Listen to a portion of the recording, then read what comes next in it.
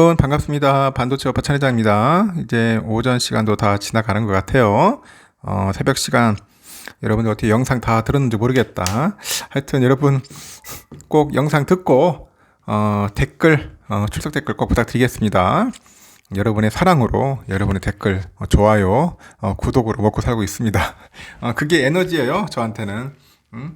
하여튼 여러분이 힘내길 바라고 철회장과 함께 오래오래 투자하셨으면 좋겠어요. 좀 힘들고 어렵더라도 서로 격려하고 좀 응원 좀 하고 합시다.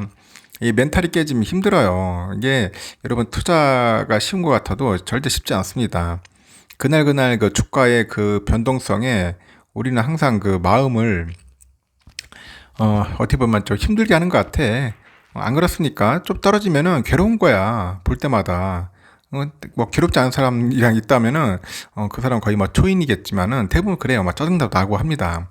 답답하고 그 개미들의 심리 그걸 잘 이용하는 우리 기관하고 외인들은 어떻게 쓰든지 홀라당 벗겨 먹으려고 이제 발악을 하는 거고, 우리 개미들은 스트레스 받아가지고 이제 던지는 거죠. 포기하는 거고 그거를 노리는 겁니다. 그런 페이스에 말려들면은 투자는 이제 거의 끝나는 거죠. 박살 나는 겁니다. 그래서 여러분 절대로 함부로 투자하지 마시고 될 수 있으면은 주식 투자하지 마세요. 저는 하지 말라고 합니다. 그 바보같이 해가지고 준비도 안 돼 있는데 그대로 박살납니다. 뉴욕 증시가 이번 주 마지막 거래일을 혼조세로 마무리했어요. 마지막 거래일 안 좋았습니다. 어제 보니까 다들 새벽에 보니까 깜짝 놀랐습니다. 다우지수는 오르고 나스닥하고 S&P 500은 다소 하락을 했어요.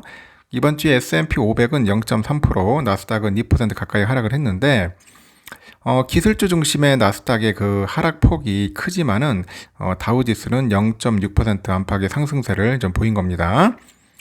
다우지수는 전일보다 105.25포인트 정도 상승해서 35,281.4를 기록을 했고, 나스닥도 76.18포인트 내려가지고 13,644.85 마쳤습니다. S&P 500도 4.78포인트 상승해서 4,464.05에 마감을 했죠. 경제 지표는 이번 주에 안도와 한숨을 차례대로 불러일으켰습니다. 목요일에 발표된 소비자 물가지수 CPI를 보니까 전년 대비 3.2% 상승해서 컨센서스 예상치인 3.3%를 하회했고, 식품과 에너지를 제외한 근원 CPI도 4.7% 상승을 하면서 안도감을 갖게 했습니다. 하지만 금요일에 발표된 그 PPI는 상황을 복잡하게 만들어요. 7월 PPI는 전년비 0.8%나 상승을 했고 예상치보다 0.1%포인트 높았습니다. 전월비로도 0.3% 정도 상승을 했고요. 그 러시아의 그 흑해 곡물 협정 탈퇴로 인해서 곡물가의 상승 여파가 본격적으로 이제 미치기 시작했다는 그런 지적도 나오고 있어요. 전쟁이 끝나기 전에는 경제에 미치는 돌발 변수가 계속해서 나올 수밖에 없을 거다 그렇게 보이는데, AXX의 인베스트먼트의 그 CEO가 그래요. 투자자들이 계속해서 경제 데이터 내에서 더 많은 일관성을 찾아내려고 하지만은 지표가 이렇게 혼조세를 보이면은 결국 시장은 변동성에 노출될 수밖에 없다 이렇게 지적을 합니다. 시장의 방향성을 쉽게 예측하기 어렵다는 그런 겁니다. 미국의 도매 물가를 의미하는 생산자 물가지수 PPI가 지난 7월에 전년비 0.8% 상승을 해가지고 예상치를 0.1% 정도 웃돈 것으로 나타났습니다. 이날 미국 노동부 고용통계국에 따르니까 7월 PPI는 전년보다 0.8% 정도, 전월보다는 0.3% 정도 상승한 것으로 찍게 됐는데, 전문가 예상치는 0.7%하고 0.2% 상승이었어요. 그보다 각각 0.1%포인트씩 높은 결과를 이제 나타난 셈이죠. 이렇게 에너지하고 식품을 제외한 근원 PPI는 전년비 2.4% 상승했는데요.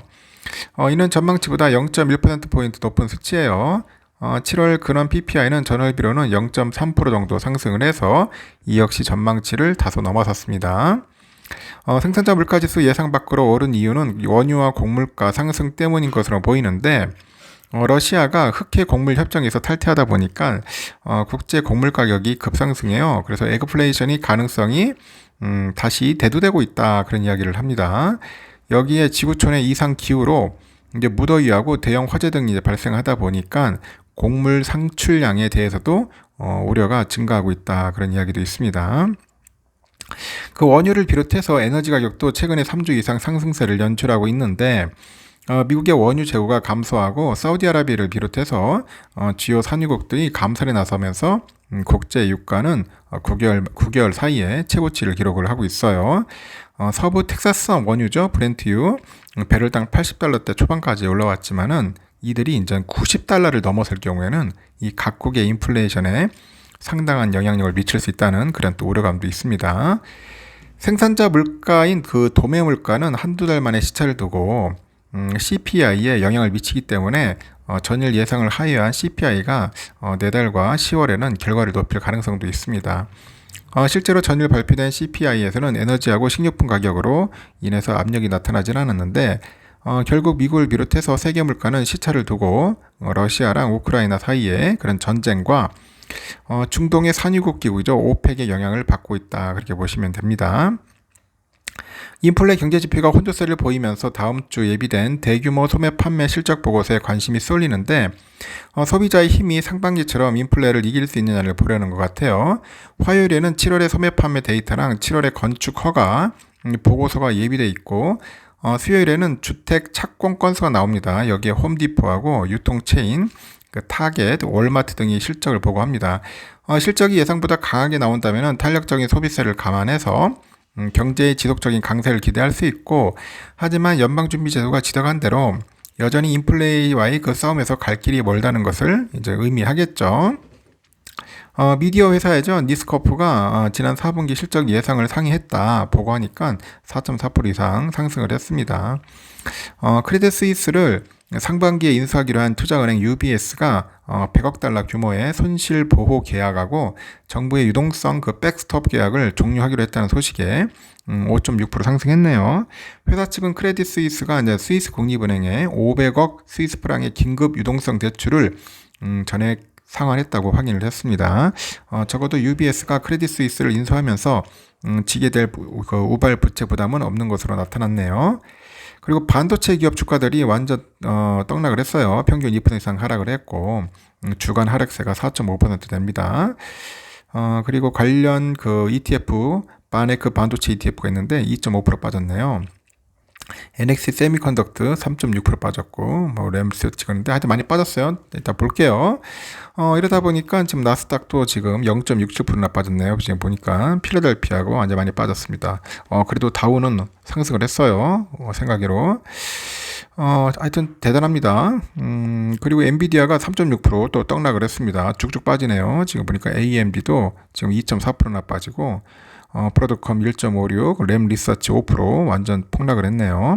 TSMC 많이 빠졌습니다. 2.96% 정도. 텍사스 인스트루먼트 0.8, 마이크론 1.6%, 어플라이드 4%, 퀄컴 0.87.